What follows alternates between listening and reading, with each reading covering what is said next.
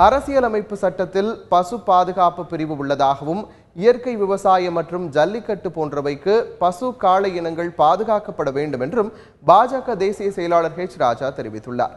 தந்தி டிவிக்கு அளித்த பேட்டியில் அவர் இவ்வாறு குறிப்பிட்டுள்ளார்.